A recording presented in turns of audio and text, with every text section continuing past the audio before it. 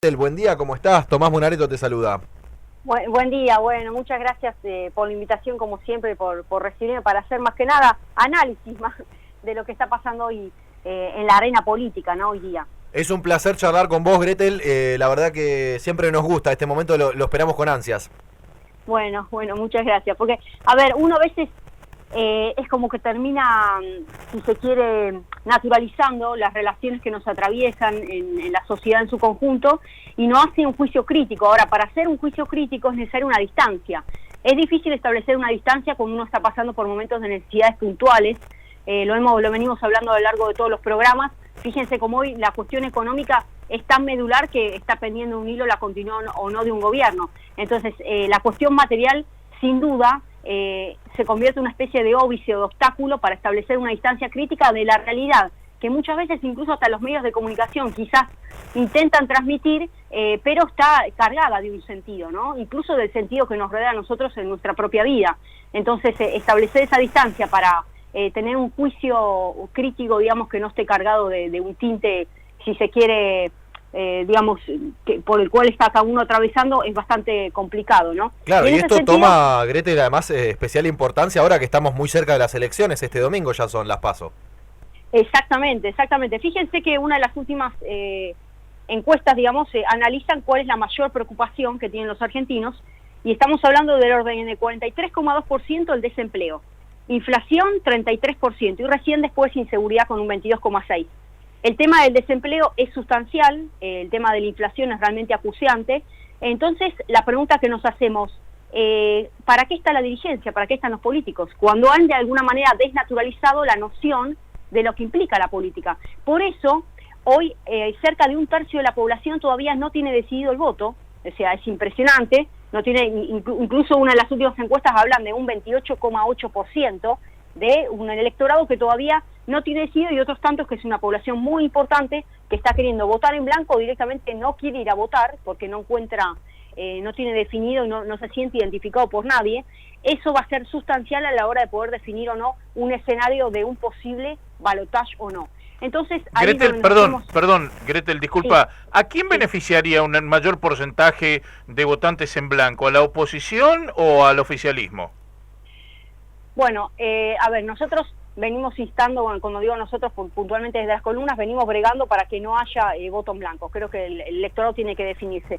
Lo cierto es que acá lo que ha tenido el gobierno actual, con la pulverización de las otras alternativas, puntualmente el tema de lo que es la Baña Urtubey, Esper Rosales y también el tema de Gómez Centurión, cuando se languidece ese sector y se espera que muchos de ellos no pasen el umbral electoral necesario para seguir en carrera, ese voto se espera que migre en un balotaje al ala de macrista, si se quiere, ¿no?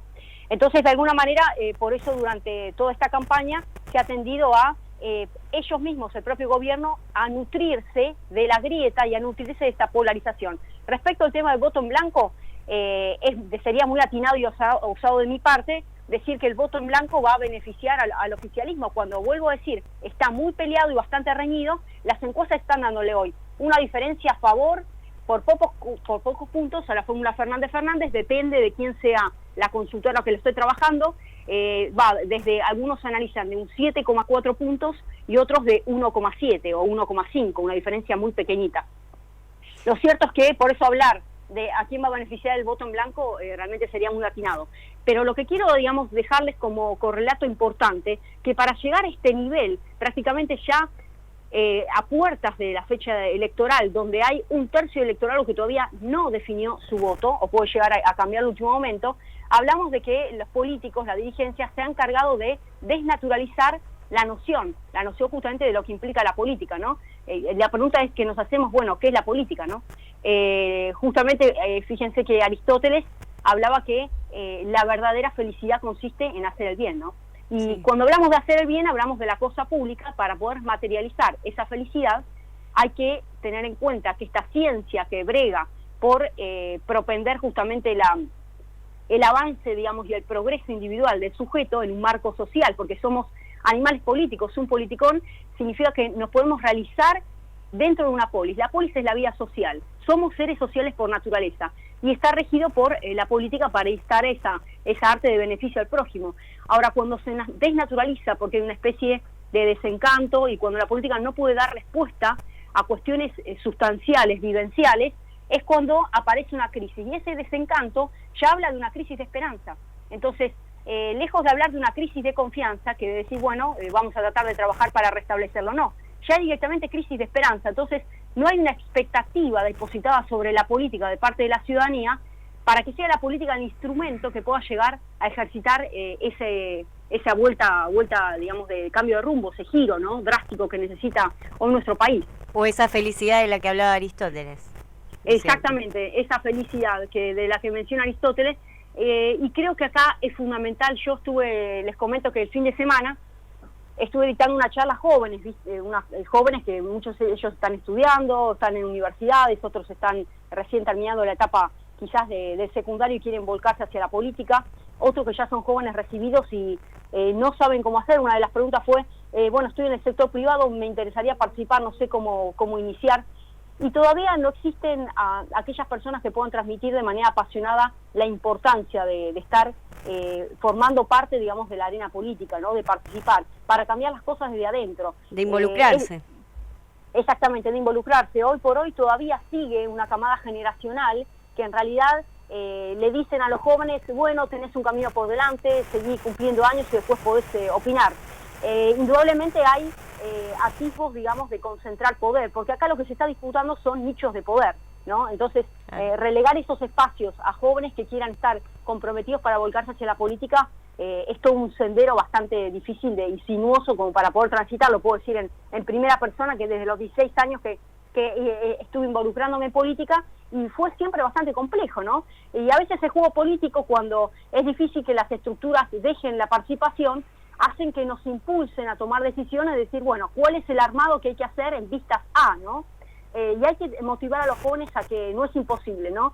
Para poder retomar ese tipo de esperanza y poder valorizar la política y poder afrontar las decisiones que hoy parecieran disruptivas en una sociedad que parece apática, indiferente hacia lo que le sucede al otro. Se han desquebrajado los vínculos de solidaridad mecánica, orgánica, de convivencia, de integración social, de paz.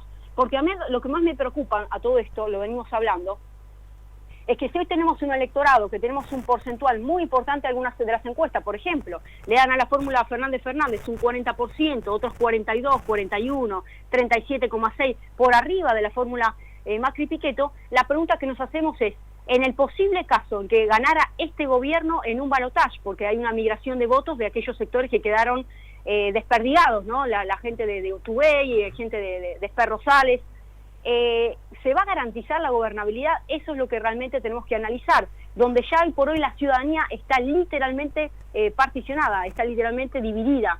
Entonces, en esta divisoria de aguas va a ser bastante complejo la convivencia. ¿Por qué?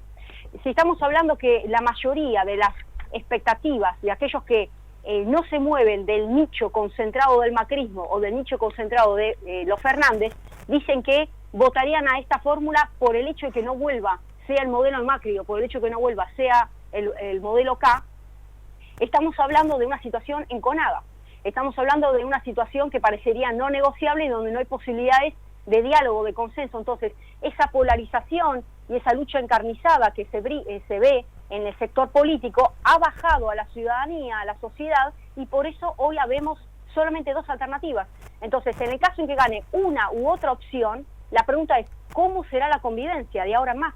Gretel, mañana va a tomar estado parlamentario, más concretamente en la Cámara de Diputados, un proyecto de ley para que aquellas personas que estén involucradas en temas judiciales, ya no se habla de digamos, de una condena firme, sino que estén directamente involucradas en temas judiciales, no puedan ser candidatos. ¿Qué opinas al respecto? La verdad que yo soy una persona muy respetuosa de la justicia, y siempre que no exista, ustedes sabrán cuál es el principio del derecho penal, ¿no? Indubio pro reo. Sí. Siempre que no exista una condena firme, hay una presunta, digamos, se presume la inocencia de la persona que, por más que esté siendo procesada, es inocente. Hasta que la justicia no declare lo contrario, la persona es inocente. O sea, si no estamos haciendo un juicio, digamos, de manera anticipada, cuando la justicia no se expidió. ¿Pero esto no convierte a la política en nichos de impunidad también? Y a ver, es bastante complejo porque acá, a ver, lamentablemente lo que estamos pasando por alto son los fueros íntimos de la persona, donde tendría que haber una especie de distancia y una cuestión de cuestión moral, donde la persona misma se aparte y diga, bueno, estoy siendo procesada, estoy afrontando un juicio, independientemente de cuál sea el resultado, decido por este momento no presentarme a ser candidato, pero es una cuestión del fuero íntimo. Ahora, que se le prohíba a la persona participar y realizar una vida totalmente plena en todo el uso de sus derechos cuando no está declarado culpable, no está declarada, digamos, de manera con condena firme, no es cosa juzgada, es de alguna manera hacer un acto, digamos, prejudicial, ¿me explico? Estamos condicionando también los derechos de la persona. Lamentablemente tendrían que ser mucho más altas las varas internas, digamos, de las decisiones personales, de una cuestión moral, y ahí está también en la ciudadanía, a través de las elecciones, donde se le va a dar el voto de confianza o no, o de censura a la persona que se candidatea. Digo, en última instancia, el soberano es el que decide, va a elegir el pueblo. Más allá de que se quiera tratar de imponer a través de la justicia una decisión de que aquellas personas que estén siendo procesadas o con avances en determinados tipos de, digamos, de procesamiento judicial, por más que no exista condena y que no se le permita participar, yo creo que en última instancia va a ser el soberano, que es el pueblo, el que decida si la persona está en condiciones o no de ocupar una banca. Pero estar prohibiéndolo de manera anticipada me parece que es una cuestión de estar juzgando de manera yendo contrario al derecho, me explico, yo me estoy remitiendo a lo que dice la norma, lo que dice el Código Penal, es un sendero bastante delicado y lamentablemente no hay una alta vara de parte de la persona como para que se separe por decisión propia de esa, digamos, expectativa cuando está siendo procesado, pero desde la parte externa, desde la justicia, estar limitándolo a competir no me parece correcto cuando no hay cosa jugada, no está firme la sentencia. Gretel, buenos días, Jessica te saluda. Buenos días. ¿Qué opinas del tuit? Hoy les contaba a mis compañeros a la mañana que el fin de semana estuve leyendo un tuit del presidente en donde decía que no hacían falta explicaciones ni argumentos y pedía que lo voten y hizo como una especie de campaña en las redes sociales. ¿Qué opinas al respecto de esto, de su declaración de no tener que dar explicaciones? Bueno, a ver, por una cuestión básica, digamos, le compete quizás una vara doble a una persona que hoy por hoy no es un dirigente político más, sino que nada más y nada menos está presidiendo el Ejecutivo, ¿no? Está claro que los ojos de la ciudadanía están puestos con un doble juicio de valor, digamos, si se quiere, sobre aquella persona que está presidiendo el país.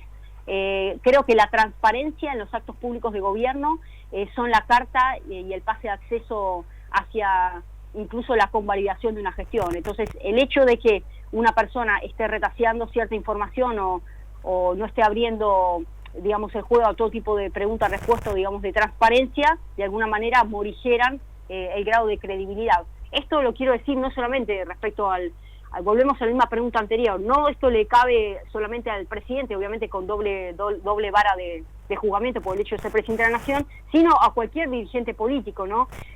Hoy la ciudadanía sopesa demasiado, y creo que eso es importante, el tema de la transparencia, el tema de la credibilidad, de cuál fue su recorrido en la política, es muy importante. Entonces, más allá de que se esté, digamos, contrariando, digamos, o viéndose de manera negativa si el presidente cómo se va a juzgar lo que dice, lo que no dice, en definitiva van a ser las urnas las que van a hablar de por sí solas, ¿no?